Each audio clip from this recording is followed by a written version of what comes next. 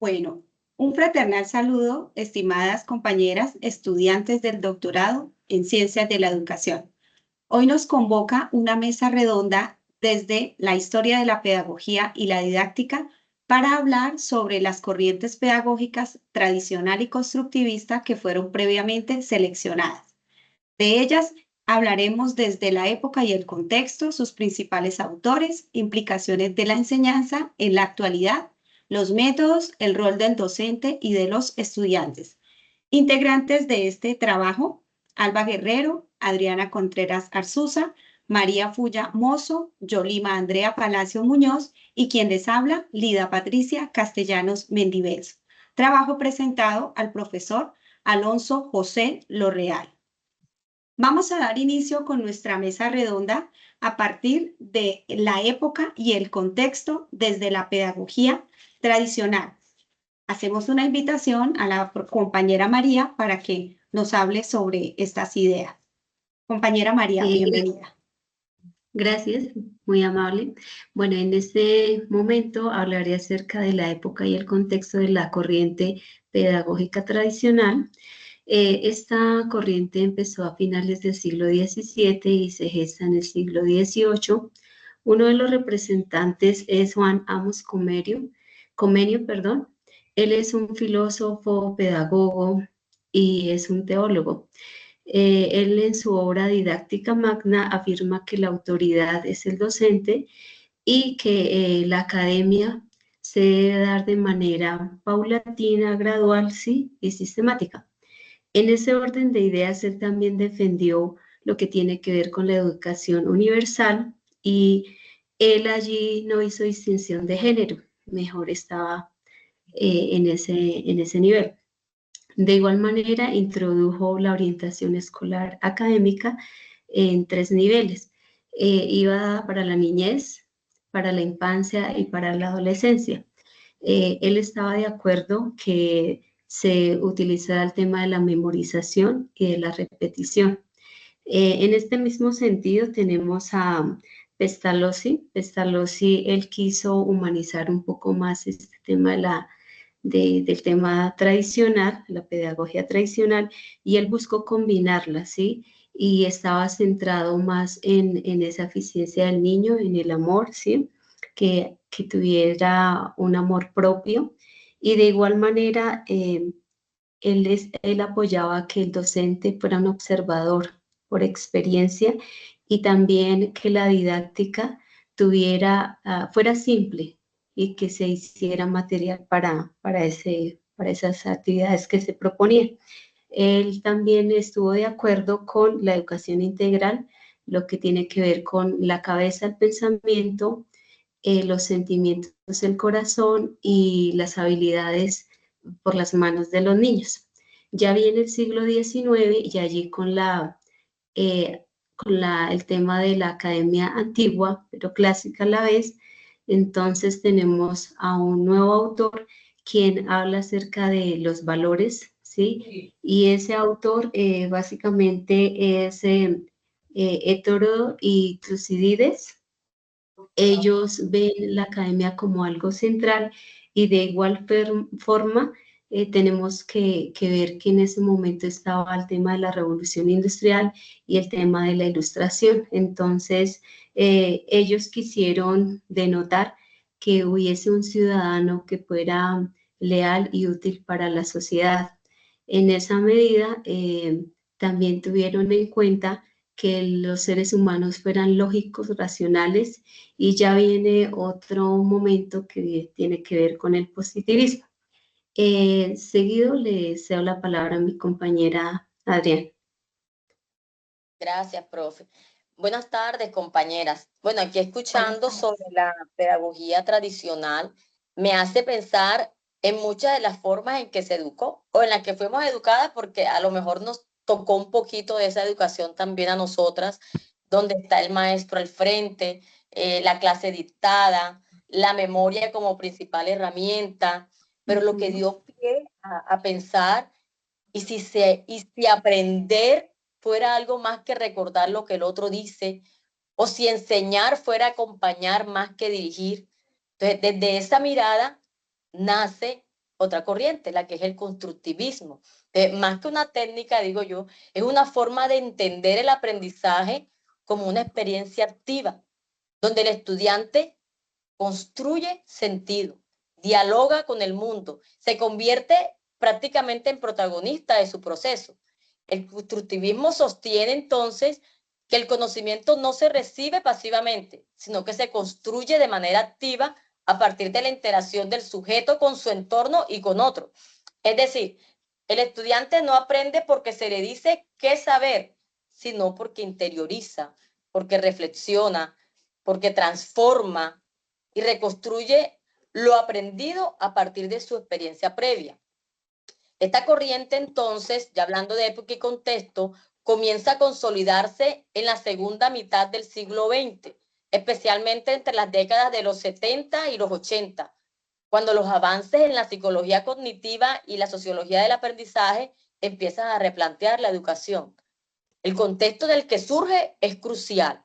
Hablamos de un mundo marcado por cambios vertiginosos, el auge de los medios de comunicación, el acceso al conocimiento digital, el mismo cuestionamiento de modelos rígidos de enseñanza heredados del siglo XIX y sobre todo el surgimiento de una nueva mirada sobre el niño como sujeto activo de su propio aprendizaje. Así, el constructivismo nace como respuesta, digo yo, a esa necesidad de formar seres humanos críticos, creativos y capaces de adaptarse a una sociedad en constante transformación, en constante cambio. Sabemos que es una propuesta que contrasta radicalmente con los modelos anteriores, donde ese rol del docente, donde esa estructura del conocimiento y la relación con el estudiante eran concebidos desde lógicas muy distintas.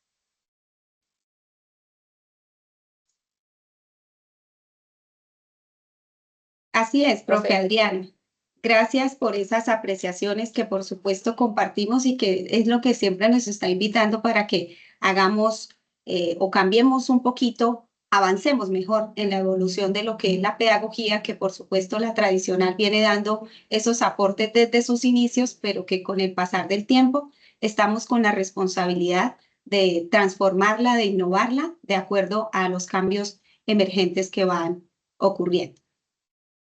A continuación, vamos a enfocarnos ahora en los autores, principales autores desde la corriente pedagógica tradicional. En este caso, pues son un sinnúmero, como podría llamar a Platón, a Vives, a los jesuitas, a Luc, a De Clory, etcétera. Pero voy a centrarme básicamente en dos, que ya la compañera María lo había mencionado. Johann Heinrich Pestalozzi, 1746-1827, que fue un suizo pensador y apasionado hombre de acción. Enfocó su vida a la enseñanza estructurada y él a través de una experiencia práctica y humana, como lo mencionaba la profe anteriormente, la compañera, él crea una empresa educativa donde adquiere un bien y esa propiedad la llamó Neuhof.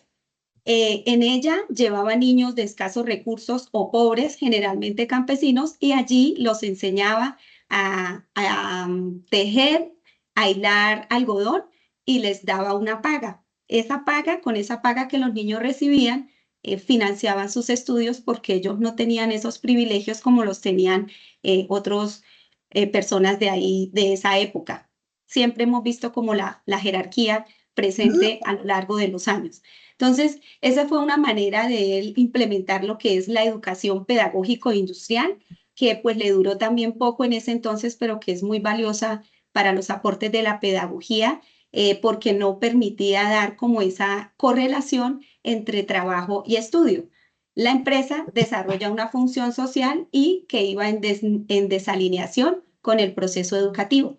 Sin embargo, gracias a todos estos procesos y experiencias humanas y reales, hacen que surja lo que sería la definición del educador. Entonces, él hasta ahora sigue siendo también parte súper importante en la pedagogía actual y su énfasis prácticamente es hablar sobre la importancia de hacerse a sí mismo partiendo de lo que es y en el sentido de lo que quiere ser el hombre ciudadano.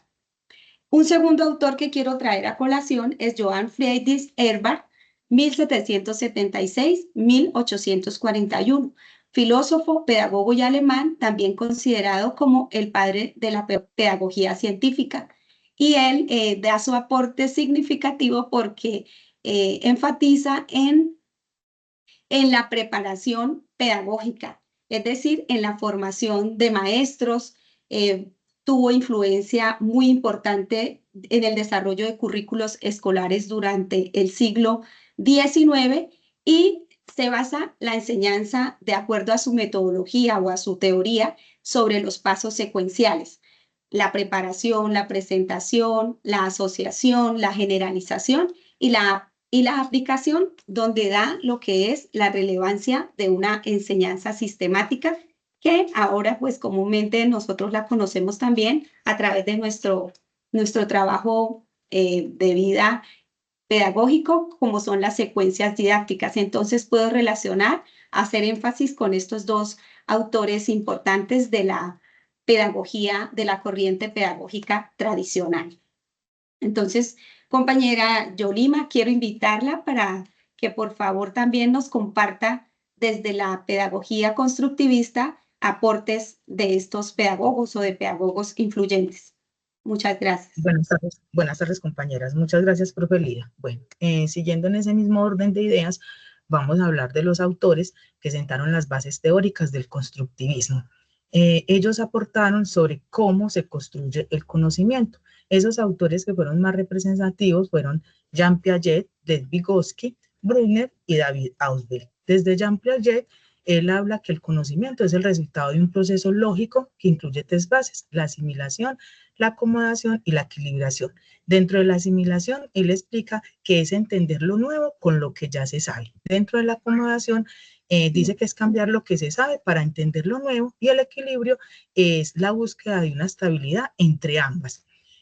Él habla del avance cognitivo, se da por etapas espirales, el conocimiento no se da de forma lineal, y uno de los aportes también más significativos fue la descripción de las 4 etapas del desarrollo cognitivo en un niño. Él establece que estas 4 etapas es: la inicial es la sensoromotriz, que va desde los 0 a los 2 años, la preoperacional, que inicia en los 2 años y va a partir hasta los 7 u 8 años más o menos. La del pensamiento concreto, que se inicia a los 7 u 8 años y va hasta los 12 años, y el pensamiento formal, que se estructura entre los 11 y los 12 años. Para Lev Vygotsky, el conocimiento es producto de las relaciones del individuo con el medio social a través del lenguaje. Él dice que el niño inicia su proceso de aprendizaje en la relación que establece con sus padres e introduce un concepto muy importante, que es el de zona de desarrollo próximo, que es aquella que el sujeto puede hacer solo y lo que puede hacer con ayuda de otro. Le da gran importancia al lenguaje, dando lugar al pensamiento consciente y a la elaboración de conceptos, y establece que esta elaboración de conceptos se da a través de 4 fases. Brunner nos habla del aprendizaje por descubrimiento. Él dice que este es producto de 3 fases o maneras de representación del mundo: la errática o ejecutoria, la icónica y la simbólica. Dentro de la errática habla de la acción directa, o sea, el niño aprende haciendo. Dentro de la icónica establece que el aprendizaje se da a través de imágenes mentales, visuales, o sea, que el niño aprende viendo. Y la simbólica es la más compleja, porque ya es la interacción de lo errático y lo icónico, que es la estructuración del lenguaje y los símbolos. Y él establece que el aprendizaje se desarrolla por vía inductiva, deductiva. Y por último tenemos a David Ausubel. David Ausubel plantea que el conocimiento se da cuando el sujeto retiene nuevos conocimientos de forma duradera y comprensible, integrándolos con lo que ya sabe. Para él es muy importante partir del conocimiento que el estudiante ya tiene. Y dice que para que se dé realmente un aprendizaje significativo deben de haber 3 requisitos. Uno de ellos fue el que ya explicamos, que es partir de los conocimientos del estudiante. El otro es el material que se le entrega al estudiante, que él dice que este material debe de tener un potencial significativo.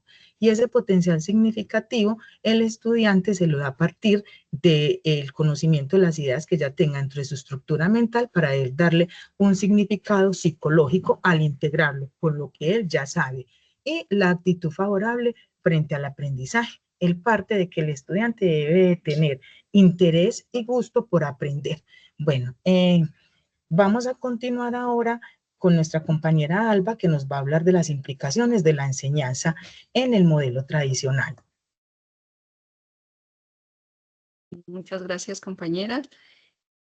Bueno, habiendo escuchado ya las reflexiones sobre los autores que hablan y sobre todo lo relacionado al proceso de formación, de educación y la manera del aprendizaje, quisiera como reflexionar sobre la forma en la que se abordan los procesos formativos, ¿no? Con nuestros estudiantes, especialmente hablando del método tradicional, pues si bien este ha sido un pilar fundamental en la transmisión de conocimientos durante varias generaciones, es muy importante analizar desde una postura crítica las implicaciones que éste ha tenido en la experiencia de aprendizajes basados pues, en esta pedagogía, ¿no?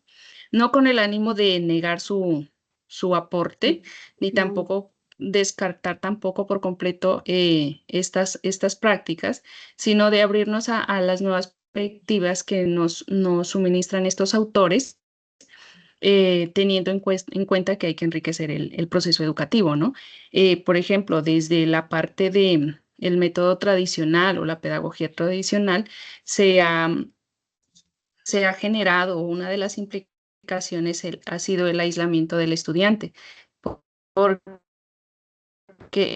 hemos dado el proceso formativo es el docente y quizá le hemos restado o le hemos quitado la oportunidad participativa y activa a los estudiantes con este método.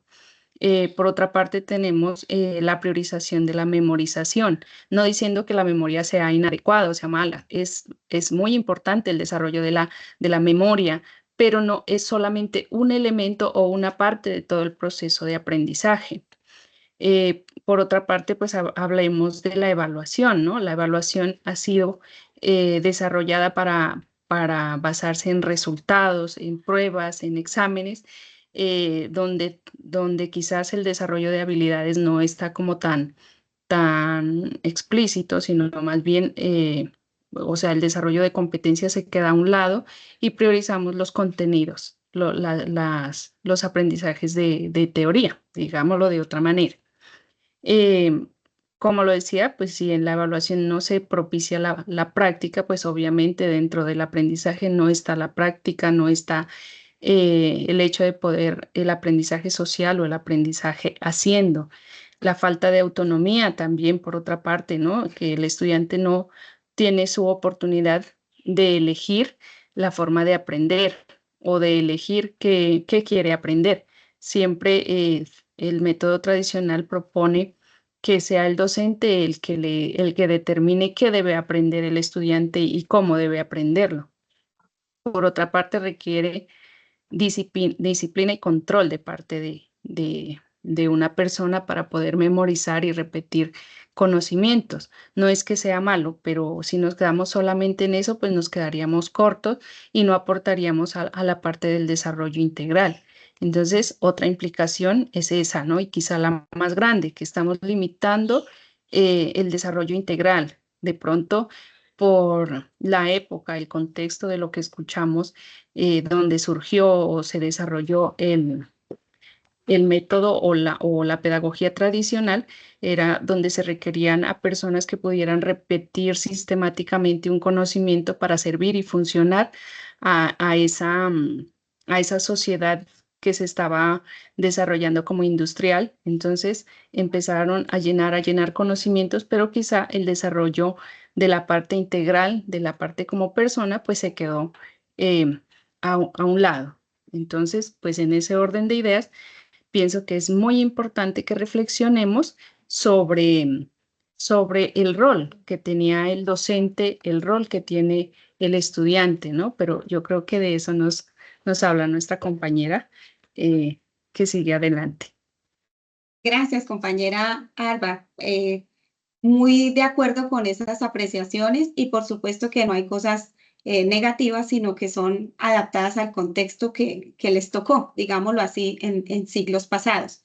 Dentro de la pedagogía constructivista también hay implicaciones muy significativas y una de ellas, y creo que de las más relevantes, es que el estudiante es activo y protagonista de su propio proceso, dejando de ser un receptor pasivo.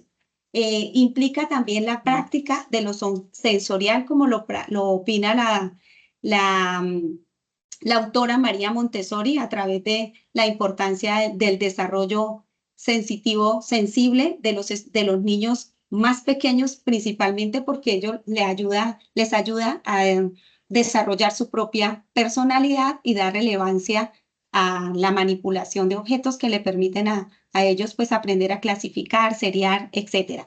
Dentro de esta pedagogía constructivista también implica que el docente se desenvuelva como un facilitador, como lo plantea Rudolf Feuerstein, donde seamos mediadores, que generemos experiencias significativas en los estudiantes a partir de preguntas, de plantear preguntas desafiantes, de fomentar en ellos la colaboración, proporcionarles recursos y guiarlos para la construcción del conocimiento y que así puedan desarrollar lo que es el verdadero aprendizaje significativo y donde se fortalezca, por supuesto, los procesos cognitivos, es decir, la metacognición, donde ellos se interesen más por aprender en sus procesos a través de la resolución de problemas o la capacidad de reflexionar.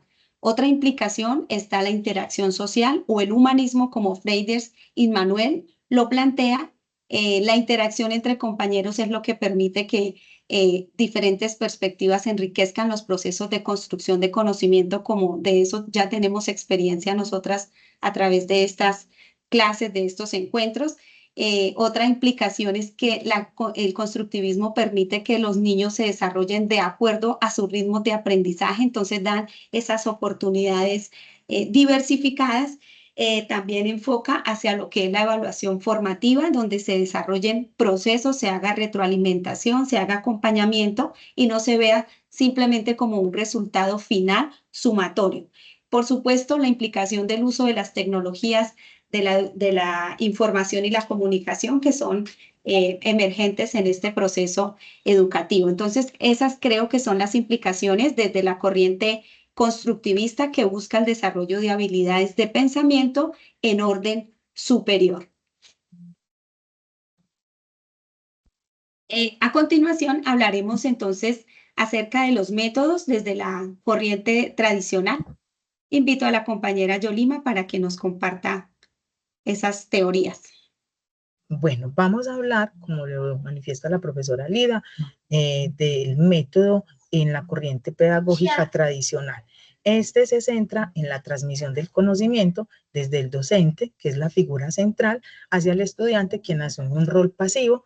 El estudiante solo oye, observa y repite lo que el docente le enseña. Dentro de esta metodología hay unos principios. El primer principio de ellos es que el docente es la figura de autoridad y es el principal fuente del conocimiento, mediante la exposición de sus saberes, verbalmente o de forma escrita utilizando el tablero. El segundo principio es que el conocimiento es visto como un conjunto de verdades que deben de ser memorizados, dando prioridad al contenido y no al proceso. En el tercer principio se establece que el aprendizaje se mide mediante pruebas escritas o orales estandarizadas, enfocadas en evaluar la comprensión del contenido final. El cuarto principio nos dice que se busca el control del aula. El docente busca mantener el orden dentro del aula, ya que se establece que de esta manera el estudiante aprende mucho más fácil, y el cumplimiento estricto de unas normas por parte de los estudiantes. En el quinto principio se dice que el docente es quien diseña el material de apoyo con la finalidad de transmitir ese aprendizaje que es de tipo conceptual o se apoya en la utilización del texto escolar. Y por último se establece que este tipo de aprendizaje está mediado por un currículo que es el que guía unos contenidos que los debe seguir el maestro de forma rigurosa. Bueno, la compañera Alba nos va a hablar sobre el método del constructivismo. Bueno, es muy importante que hagamos esos paralelos de hablar sobre los métodos que tienen estas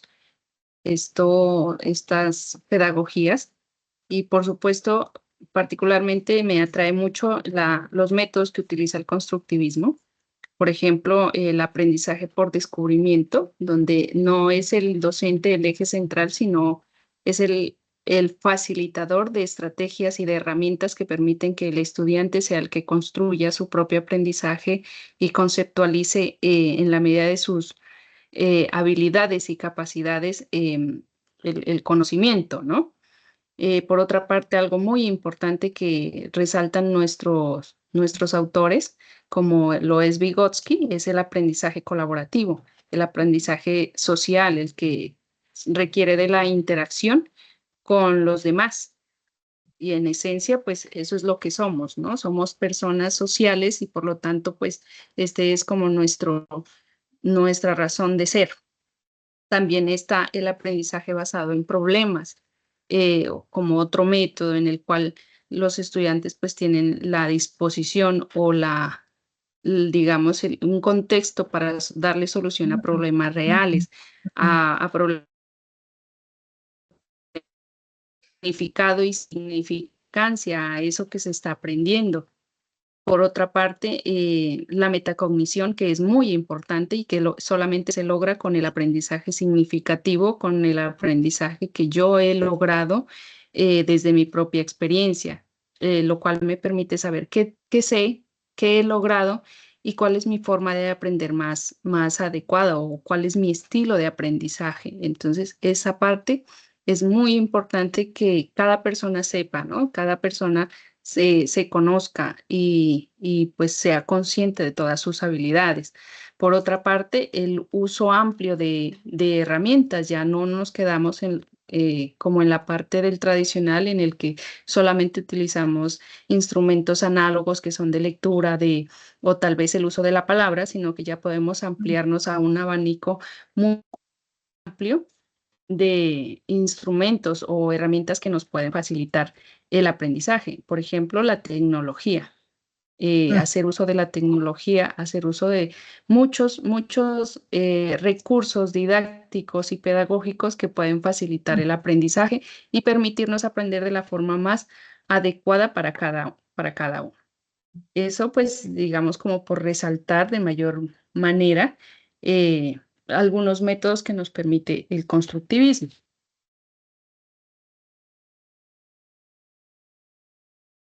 Bueno, compañeras, aquí escuchando lo que se ha estado diciendo de estas dos corrientes, se me es inevitable pensar en cuánto ha cambiado esta manera de concebir la enseñanza y el aprendizaje.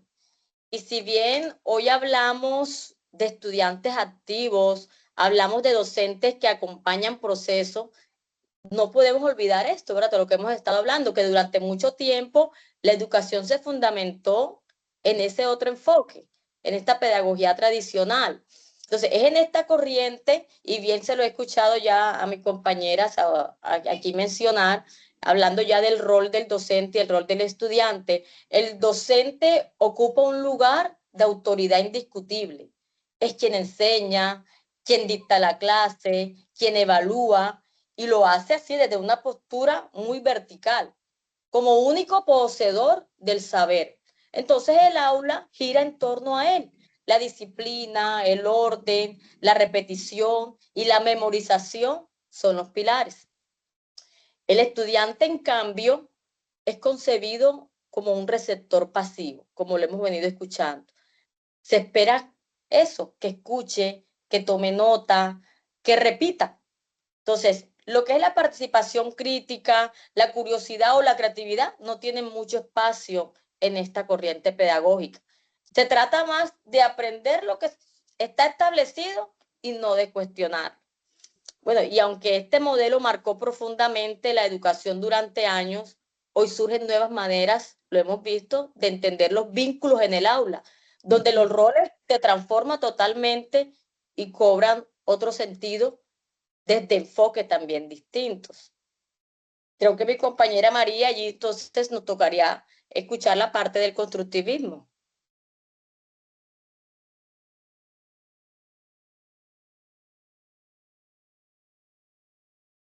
El micrófono, compañera. Perdón, decía que mientras en el constructivismo, el rol de docente y estudiante es amplio, es activo, permite que yo como docente sea motivador, genere un espacio creativo para los niños, ¿sí? Que ellos vayan a la escuela, sean felices, donde también me cuestiono, propongo actividades amenas para los estudiantes, donde ese estudiante tiene la facilidad de opinar, de dar criterios, de decidir también qué le sirve para él, para su vida habitual. Por ejemplo, acá Rob Brunner, en su texto El proceso de la educación, él habla de la organización de la experiencia en ese sentido. Queremos adecuar los momentos, las instancias y ese material para esos niños que llegan a las aulas de clase. Él también dice que debemos ser como una guía, como un andamio, donde a la vez que estemos orientando, les preguntemos, demos sugerencias y haya una realimentación del trabajo que se viene haciendo, que seamos facilitadores, que seamos un tutor, una guía y que les permitamos a los niños contribuirles para su vida, ¿sí? Para un diario vivir que sea ameno. También, como ustedes lo mencionaban, pues tenemos a Piaget, ¿no? Que él aborda al niño, a su entorno, al conocimiento. También tenemos a Vygotsky, ¿no? Con el tema del lenguaje. Entonces, nosotros aprendemos del contexto social, lo vivenciamos y podemos generar un ambiente ameno dentro de las familias, ¿por qué no en la escuela? ¿Por qué no en la sociedad?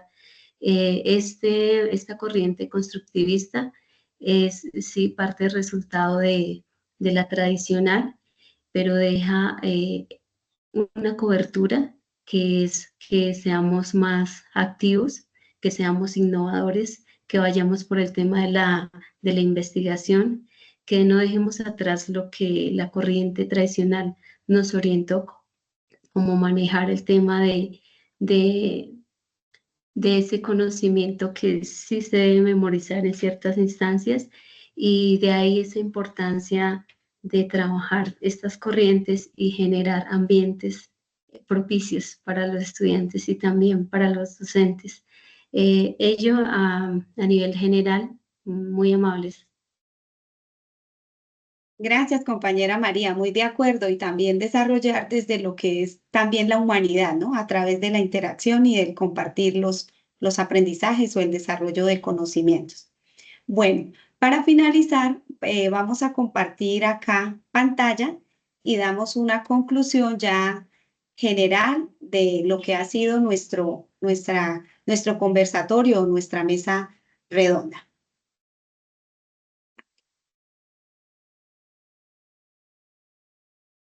Como conclusión, después de dialogar sobre las dos corrientes pedagógicas tradicional y constructivista, se concluye: la pedagogía tradicional ha hecho aportes significativos desde siglos pasados, los cuales se han venido desarrollando en procesos educativos, pero que es importante evolucionar y transformarlos según las necesidades del mundo emergente, a partir de prácticas innovadoras, donde el estudiante sea actor y constructor de su propio aprendizaje y del de los demás, al igual que su desarrollo personal a partir de la interacción, para fortalecer habilidades de pensamiento crítico, la colaboración, la autonomía, la participación y la reflexión, por supuesto, haciendo uso de las TICs que son ya propias y tan innatas en nuestro diario vivir.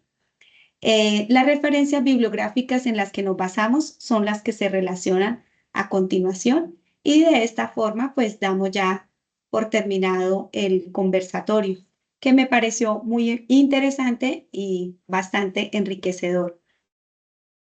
Muchas gracias, compañeras. Muchas gracias. Gracias. Muchísimas gracias, compañeras.